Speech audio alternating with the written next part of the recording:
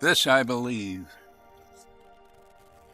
I believe the day will come when rich and poor will stand equal before the law. And I believe the day will come when black and white, Hispanic, Asian, or Native American, young and old, man and women will stand equal before the law. This I believe. And I believe the day will come when the monopoly over law and legal knowledge, the lawyer's monopoly, the law school's monopoly, will be broken. When men and women, and yes, even children, will know that which is expected of them and that which they can expect of others. To refrain from harm, to honor their word, to respect the dreams of others and the rights of others, to dream in their own way. This I believe. And I believe that the day will come when courts of law will be courts of justice, courts for people, not courts for lawyers. Above all, courts to render simple justice, to see that promises are honored, that the injured are made whole, that the weak are protected from the powerful and the greedy. This I believe. For in the fullness of time, I must believe that the voices of love shall prevail over the voices of hate, and the forces of justice shall triumph over the forces of injustice and inhumanity. This I believe. But in the here and now, there can be no safety, no guarantees, and no easy way. At each point, our faith will be tested, and when weighed in their balance, if we are honest, our best efforts will be found wanting. This is true, this I believe.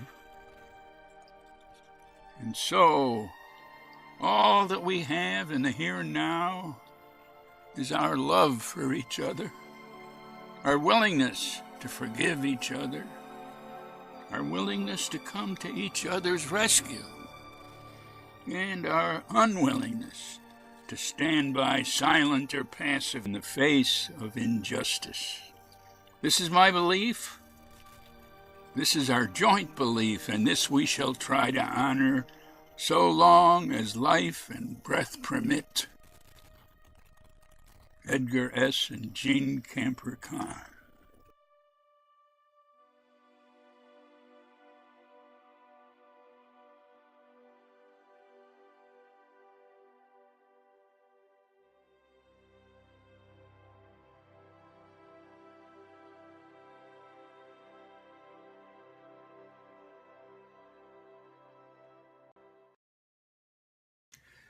Hi, Edgar.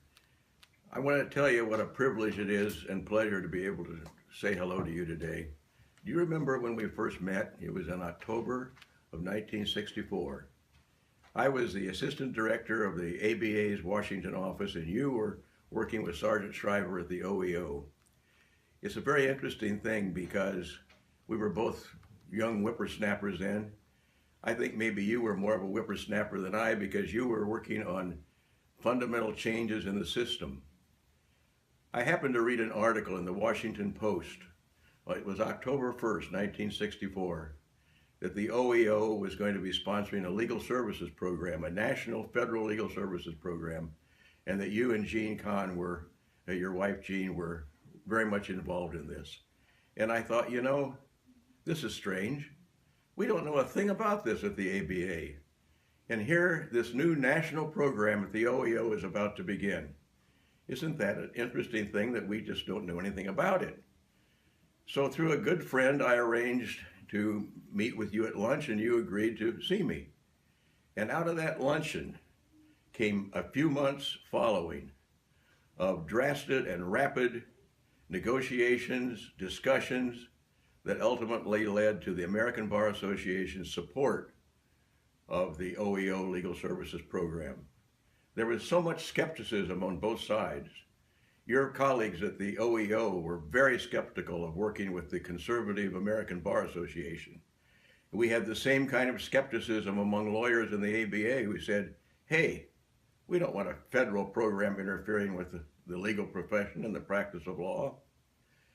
Well, as it turned out, through negotiations, heavy negotiations, with you and Gene and John Comiskey of the American Bar Association, and ultimately Bill McAlpin of the American Bar, and then the great Lewis Powell, who was president of the ABA at that time and ultimately a Supreme Court justice, and Bert Early, my boss, the executive director of the ABA.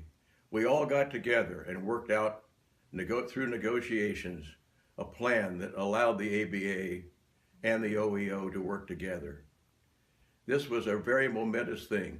President Lewis Powell put the whole proposal to the House of Delegates. He wrote the proposal himself, and he was able to get that through the House of Delegates without one dissenting vote. Why? Because at that time, there were a lot of controversial issues, but both sides came together and worked it out so that we had a basically wonderful approach to a successful OEO legal services program. It all started because of you and Gene and all the hard legwork that you did to get this going. And it's very interesting to take a look at how and to think about how nothing happens without agents of change working to see changes in our society and to see the better things happen for the good of the society. You, Edgar, are truly an agent of change. You were then, and you continue to be. Wouldn't it be a great thing today if we could go back to those days and if both sides could get together, those who are so fundamentally apart at the beginning, could get together and work out the best arrangement? I'm not talking about just compromise. I'm talking about working out solutions. Hopefully that will happen again someday. But in the meantime, as you continue to work in the vineyards for change, congratulations to you and best wishes in the many years ahead. Happy birthday, Edgar. I am delighted to be able to wish you the best returns. I wish Gene was with us.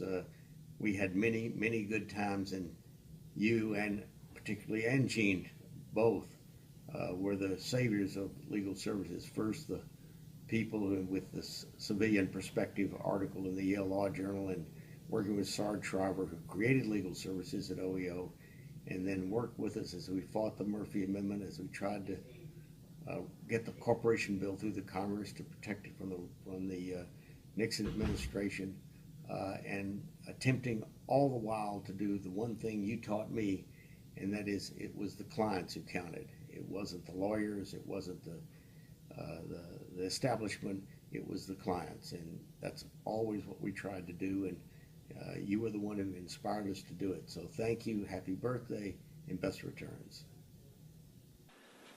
I'm Jim Sandman, president of the Legal Services Corporation. I'd like to thank and congratulate Edgar Kahn for all he's done for our country.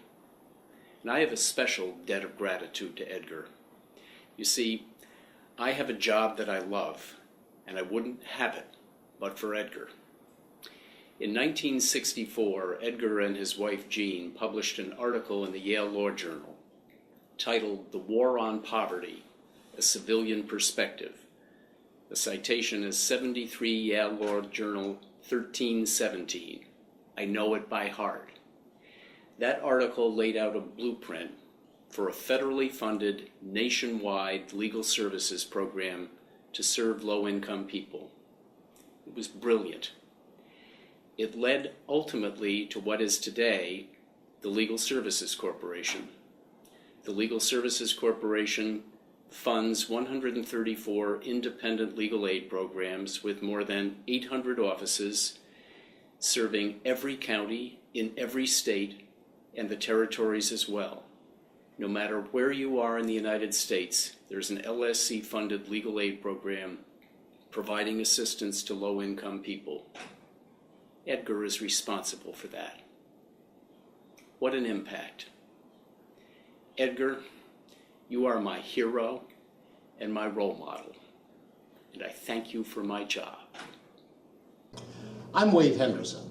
I'm President and CEO of the Leadership Conference on Civil and Human Rights and the Leadership Conference Education Fund. I'm here today to talk about my friend and colleague, Edgar Kahn. I actually saw Gene Kahn before I met either Gene or Edgar. It was 1969. I was at the United States Supreme Court in the aftermath of the oral argument in Powell versus McCormick, the case involving whether Adam Clayton Powell could rightfully resume his seat in the House of Representatives. Powell was represented by three lawyers who turned out to be icons of the profession. Arthur Kanoy, a professor at Rutgers Law School, Herbert O. Reed, a professor at Howard University, and Gene Camper Kahn, the least well-known from my perspective at the time, but one who had more influence and power than I could possibly have expected. Gene Camper Kahn and her husband Edgar Kahn, whom I'm here to talk about today, are actual geniuses in the law. After that oral argument in Powell versus McCormick, I attended law school at Rutgers University, which was experimenting at the time with the use of clinical legal education as a way of training lawyers for the future. Gene and Edgar most especially, were well ahead of the curve with most schools in the country. Together, they founded Antioch Law School in 1971. And that school sought to use clinical education as a teaching model, unlike anything that had been done before. Edgar and Gene were also responsible for the development of the Legal Services Corporation. Edgar worked as a special assistant or chief of staff to Sergeant Shriver, and Gene came over from the State Department to be a consultant in the development of the Legal Services Program. What a visionary concept to provide lawyers for the poor, not just to provide legal representation, but to help change lives. As Edgar told me later, we weren't just training lawyers, we were training organizers who could use the law in creative ways to advance societal goals and particularly a progressive vision of America. But most recently, I have come to know Edgar for his work in addressing issues of racial disparity in American education. It was Edgar who organized a hearing at the UDC Law School, which sought to look at how discipline was meted out to students, particularly students of color, in public schools and in public charter schools. And the hearing that Edgar organized, with me serving as one of two hearing examiners, was absolutely shocking and revelatory. I mean, I saw for the first time how discipline was used to the detriment of students' rights and student interests. It was a system that was very Kafkaesque, if you will, in the way in which it was applied. And it took Edgar Kahn organizing this hearing to help me better understand the challenges faced by schools today. As I said earlier, Edgar is a genius in the law. Edgar wrote an article in the Yale Law Journal in 1964 called The War on Poverty, A Civilian Perspective. It anticipated the kind of war on poverty that President Johnson announced in 1965. It anticipated some of the changes that we would see in the law with an effort to extend protections to consumers and to poor individuals. It turns out that Edgar's article is one of the most frequently requested and most often cited law review articles from Yale University. So in that sense, Edgar brought his genius to the development of a legal services program, and that model served as the foundation predicate for Antioch School of Law. I'm proud to teach at the David A. Clark School of Law, which is the successor institution to the school that Edgar Kahn built. It is a wonderful testament, if you will, to the contributions that both Edgar and Gene have made to legal education and to public service. I'm privileged to teach at that school, but I'm even more privileged to know Edgar Kahn and to call him a friend. Thanks. Hi, Edgar. It's Eric Sorolnik. I can't believe it's been almost 50 years since I first met you and Gene, and I'm so pleased to be asked to contribute to this testimonial to you. If I had to give a title to my little piece, it would be My Personal Legacy. a gift from Gene and Edgar Kahn. I and 20 other recent law school graduates arrived in Washington in August of 1968 in company of the police riots in Chicago at the Democratic Convention, the crescendo of the Vietnam War and the anti-war protests in Washington, and just a few weeks after the riots on the two riot corridors in D.C. after the assassination of Martin Luther King. I was part of that first class of the Urban Law Institute, which eventually, I don't want to say morphed into, but developed into led to the establishment of Antioch Law School. And I began my career, which lasted 40 years, with you and Gene, studying poverty law, or urban law as it was called in those days, working in the community, and then eventually going on to direct a large program at GW here in DC. There's so many memories, all of them very much dominated by the way you and Gene turned your home into a haven for us to continue our mentoring. I remember that was very important because you served really good food, and we were making $20 payable every 2 weeks and trying to live on that.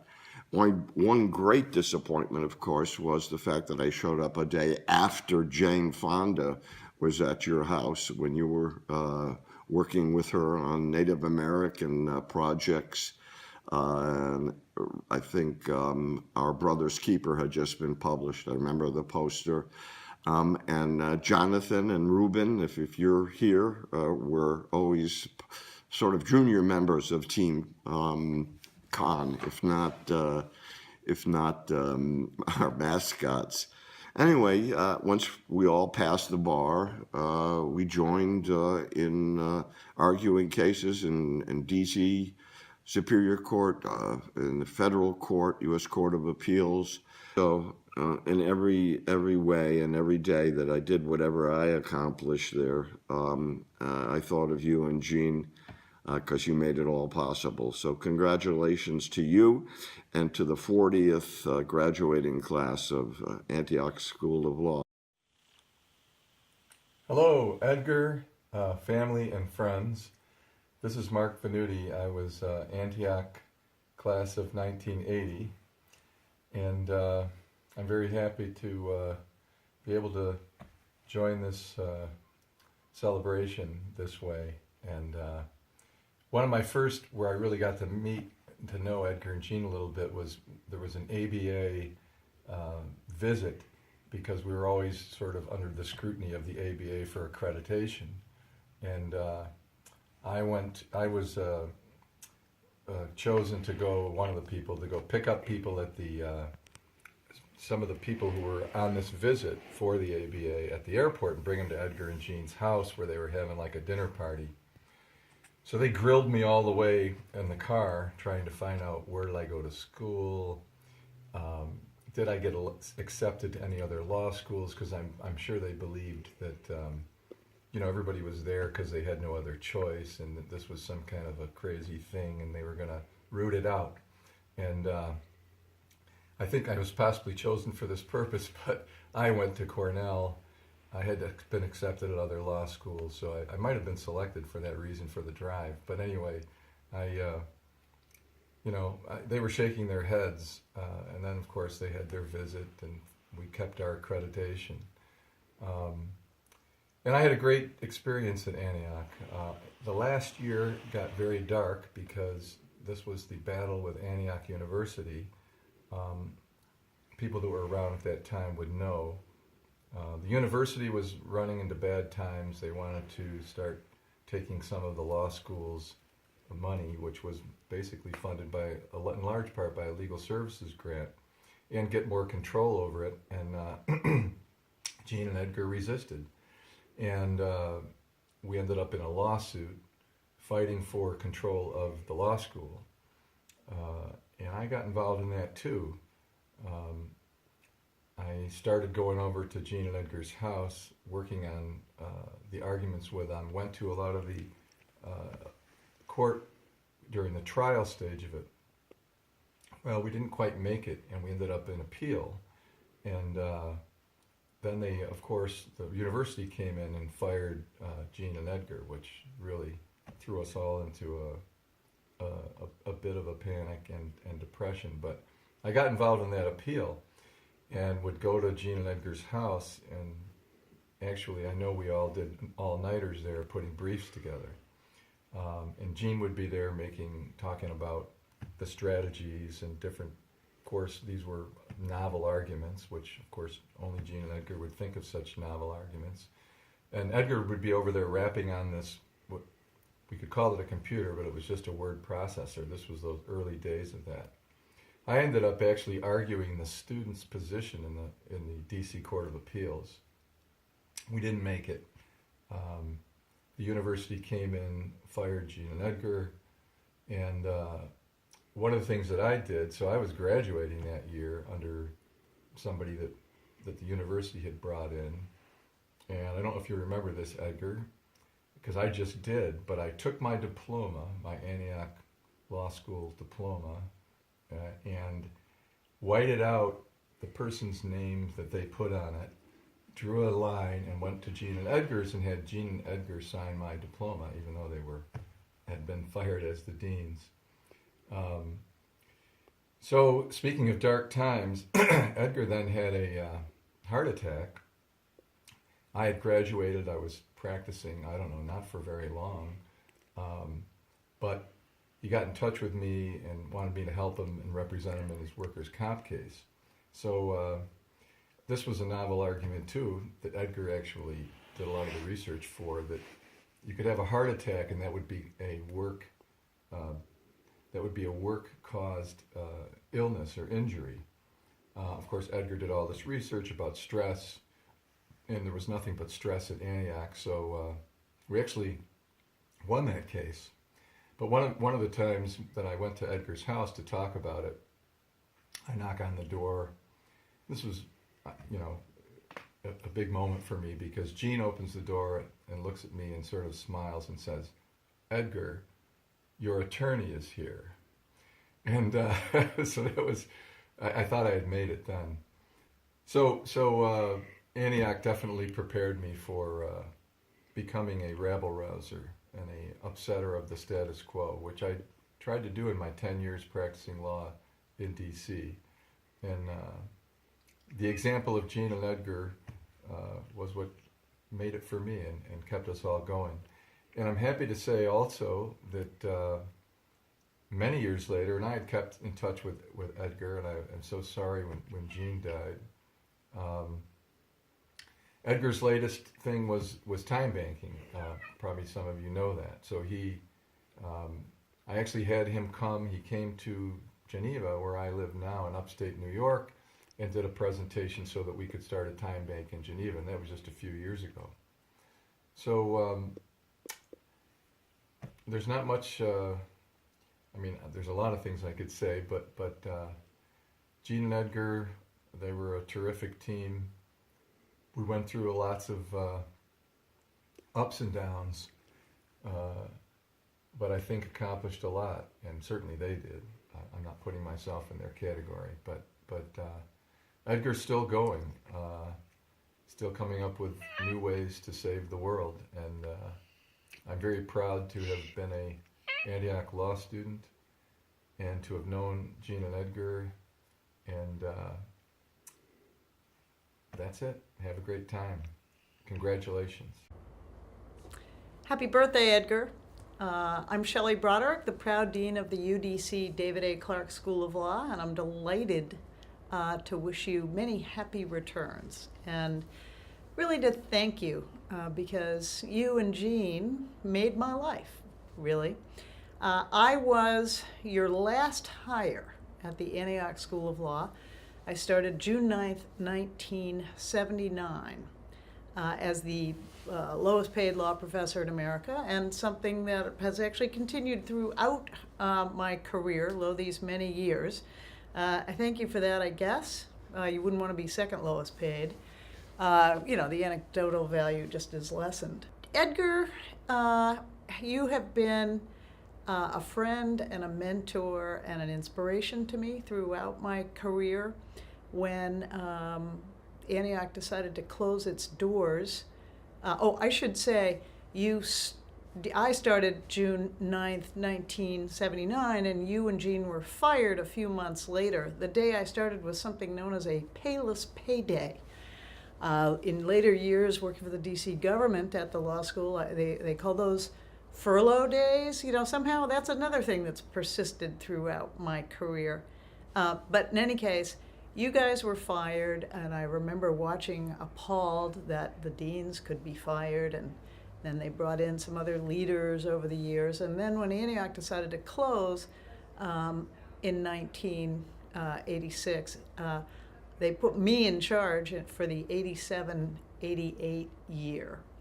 And one of the very first things I did was hire you and Jean to come back to the law school and to help recruit the class. And I often have said, I don't know what kind of press gang you used, but you managed to bring in 54 extraordinary pioneers. 18 of them had master's degrees, 6 had PhDs, and they came to a then unaccredited school. As long as it got accredited before they graduated, they were covered, and that's what happened. But they were pioneers who believed in you and Jean and in this extraordinary law school's mission. So I thank you for that. You got it all started and have just been a profoundly important part throughout our history. It was your idea to bring in Bill Robinson, our founding dean. I remember you saying, wow, it'd be great to have a civil rights leader. How about Bill Robinson? I believe he mentioned he was thinking about a next chapter, and he had run the Lawyers Committee for 10 years, and sure enough, the next thing we knew, our founding dean of the DC School of Law, your idea, Bill Robinson, came along, and you joined the faculty. You and I got tenure the same day, granted by the board in maybe 1991, and I remember there you were, brilliant, Yale educated, et cetera, and I remember you turned to me and said, tenure! A bulletproof vest. And it has been thus. We came up to UDC in 1995, and you've been a stalwart member here throughout. I love the fact that you teach law and justice, the very first thing our students experience when they get to the law school. And you inspire them every year. And it's my great honor to introduce you to them and let them know about your extraordinary, the big ideas that you've not only had, but put into, have effectuated, made things happen throughout. So I wish I could say, here's looking at another 81 years. Not sure we're going to be granted that, but here's looking at a good long time to go. And I'm sending you love and gratitude and appreciation and hugs and smoochies. My name is Joe Libertelli. I'm a 1985 Antioch School of Law graduate. And I did not meet the Kahns while I was in law school. Edgar and Jean were down in Florida, and there was a portrait of them on the school wall. But I noticed pretty soon after getting to Antioch that they were spoken about in hushed tones, and it was apparently not a pleasant parting. As I went through law school, I found out more and more about that. In 1986, we had, in 85 and 86, we had mounted a campaign to save the Antioch School of Law, which I was the coordinator. We gathered 10,000 signatures, we packed public hearings, we staged media events and the like, and still, as the vote came closer, we realized that we weren't sure that we had a veto-proof majority, and we were very concerned that Marion Barry might veto the legislation. And so with about 3 weeks to go, I decided to call down to Florida and see if Edgar and Jean had any advice for us and might be willing and able to provide any contacts for us in this last leg of the campaign. But the next day we got a call in our little campaign office, and the Kahns not only would help us, but they would be in town the next day. So 2 days later they showed up, and we in our efforts thought we were really cool working 12-hour days, 6 days a week. They kicked us up a quantum level. It was 14-hour days, 7 days a week, and they knew the levers to push. And one of the votes that we knew we did not have, the most dramatic moment in that very dramatic day, came from a council member named H.R. Crawford from Southeast D.C. We'd been told he was a Nixon appointee, but he had been opposed to us since the very beginning, saying that there were too many lawyers and the district did not have the money. And so he started his speech on the dais during the roll call that way. There are too many lawyers in this town. The district does not have the money for this project. I've been against this from the beginning, and so our hearts were sinking. But he said, but last night at 6 o'clock, I got a call from Reverend so-and-so who said, you got to save Antioch School of Law. You got to vote for this legislation. And then at 8:30, I got a call from Reverend so-and-so, said the same thing. And then at 10:30 at night, I got another call from another minister. And then at 7:30 in the morning this morning, I got another call from Minister so-and-so, and he said, despite my own personal feelings, I know how my constituents feel about this. I'm going to vote for this legislation. And in the ensuing years, I've got to know Edgar and Jean for all too short a number of years. And I really feel like Edgar is kind of a political father figure for me. I don't think I've ever told him this before, but that's the way I feel. I was attracted to their vision of what a law school should be, and I had a lot of choices when I thought about law school, but I chose to come to the Antioch School of Law and have devoted pretty much the rest of my professional career to trying to vindicate their vision of a law school that's grounded upon how the system works and often does not work well on behalf of poor people in the public interest. And so I'm a proud Antioch School of Law graduate, and I'm very proud to claim friendship with Edgar Kahn and his family, and happy birthday, Edgar. Edgar Kahn, one of the great figures in American jurisprudence, and more. Jurisprudence means trying to develop and conceive and explain the law, so presumably it relates to justice, not just the concentration of power and the provision of immunities and privileges to a very few over the many. But Edgar Kahn and Jean Kahn, they conceived of legal services for the poor. As students at Yale Law School, they got an elaborate article on it in the Yale Law Journal, and then they went to Washington and overcame the doubts of the legal establishment and American Bar Association and enlisted their support to enact legislation to start the Legal Services Corporation, which has had between 4,000 or 5,000 lawyers representing very poor people as tenants, consumers, domestic relations, and many other causes of action. Edgar is a fountain of legal innovation. The time dollar, new form of currency based on old ideas of barter, proliferated in many countries. And where was Edgar telling me about it?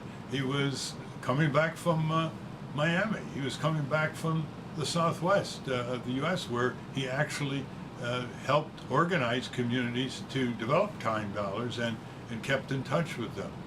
Edgar is also a great motivator of law students to have a higher estimate of their own significance. He's also extremely responsible to request to appear here and there or travel there and here.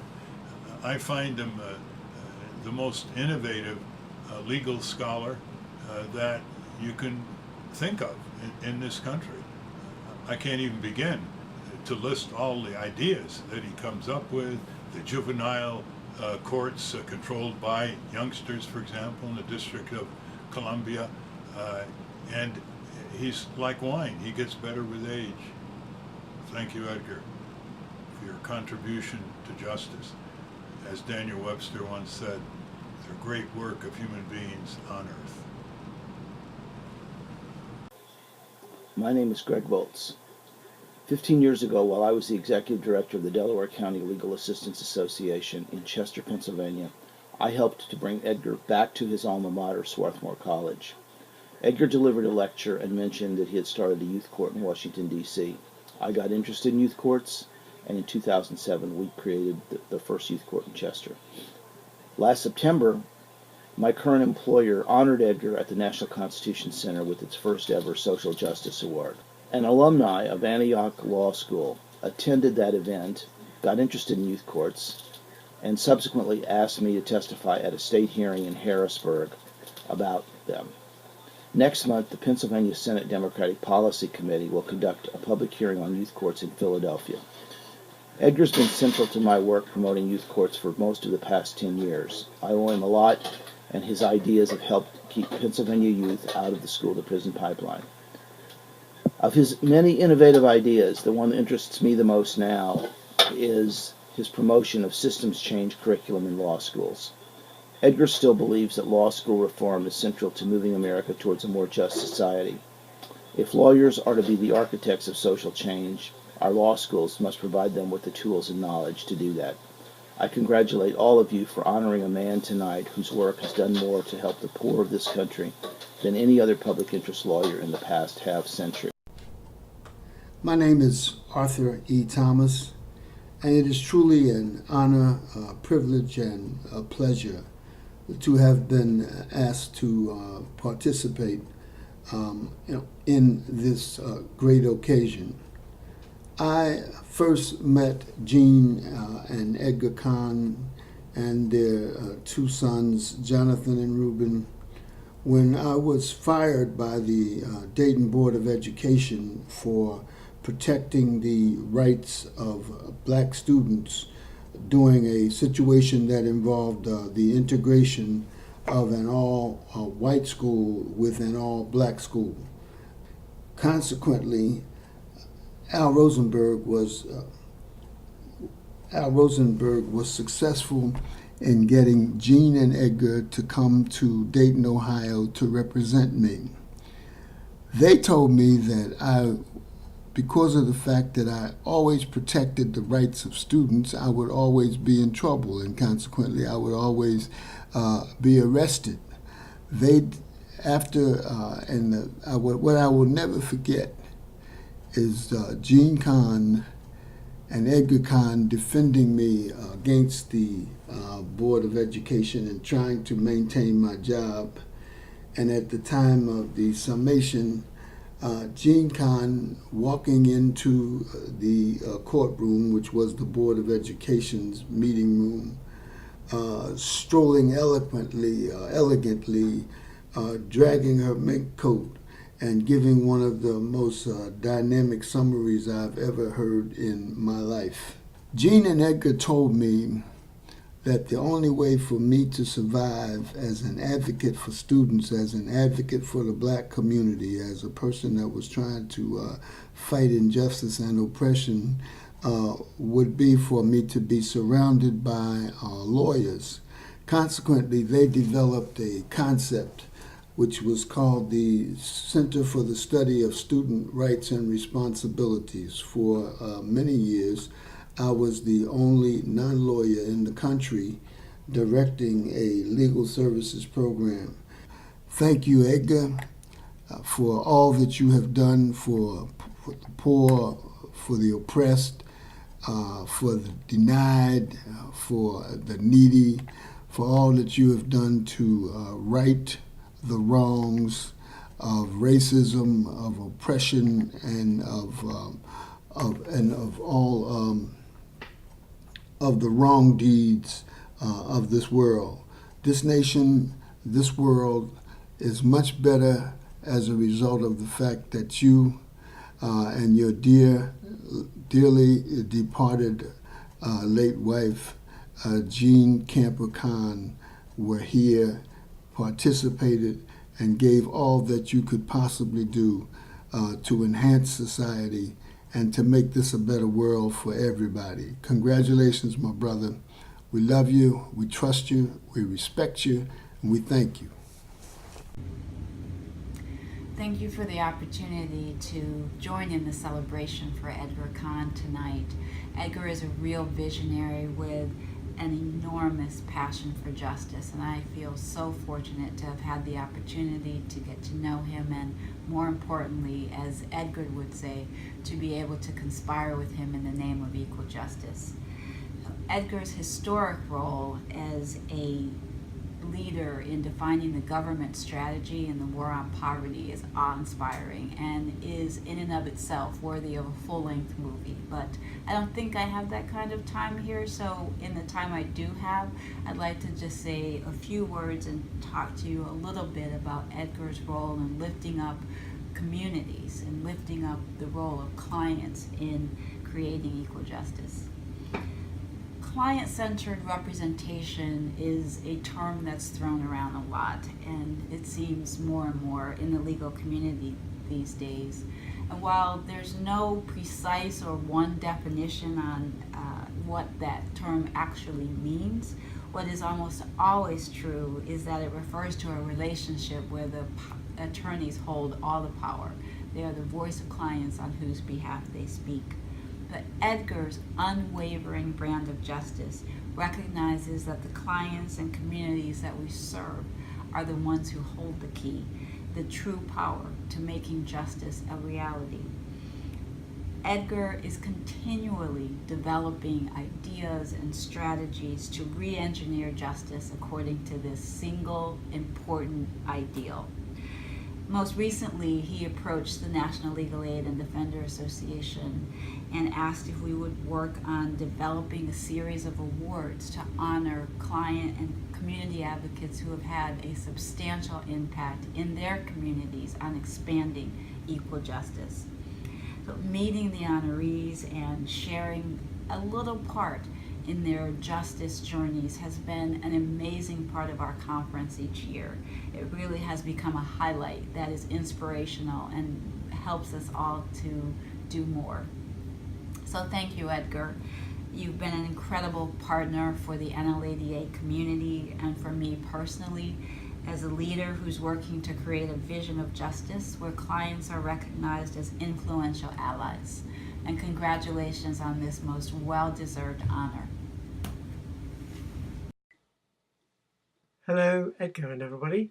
My name's David Boyle and I'm from England, and I first met Edgar, though he may not remember this, at Christmas 1994, because I had a girlfriend in Washington and I wanted an excuse to be there.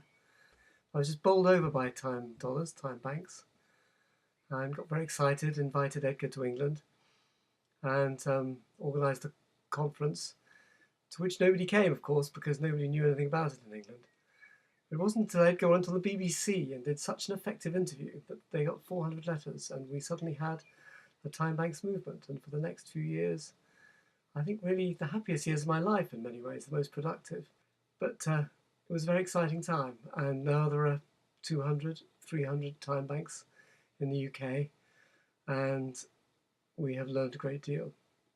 And when The Guardian did a profile of Edgar some years ago, they called him the legendary Edgar Kahn, which I think is very apt. I owe Edgar one other thing, which is very important, which is that when we started the first Time Bank in a health centre, like the one I'd seen in Brooklyn, I got a grant and we employed somebody to run the project and to start a network across the UK. And she was called Sarah, and I married her, and I had 2 Time Banks children. So I owe Edgar a very great deal, and I'd like to wish him a very happy birthday. Thank you very much. Hello, this is Curtis Watkins, and I wanted to take time out on behalf of the National Homecomers Academy, Life Stars Youth and Family Services, to wish Edgar Kahn a happy 80th birthday, and just wanted to reflect on our journey together as it relates to knowing this wonderful gentleman since 19 99, matter of fact. The National Homecomers Academy was one of those platforms that allowed us to do this. And Edgar and Chris were very instrumental in actually drafting the Coming Home report, which actually demonstrated that individuals who normally are stigmatized by society as they have no value do have value. And it was a wonderful journey. We're still doing Safe Passage, which is part of the National Homecomers Academy in a community in Washington, D.C. as we speak now. So it's exciting to know that Edgar was one of those people who pioneered this, but more importantly, Edgar fought for the rights of the people who basically were voiceless in some sense. And as you know Edgar and I know Edgar, Edgar will indict somebody as quick as you can blink your eyes. So that's what we love about him, is that he will stand up for what the right thing is to do, as it represents what we can do for people who normally don't get representation in that fashion. So it's just an honor and a privilege to share just a little bit about my journey with this 80-year-old young man. And I just thank him for everything he's done for us and the community. And we look for another 80 years of him doing more. Thank you, Edgar. We love you, man.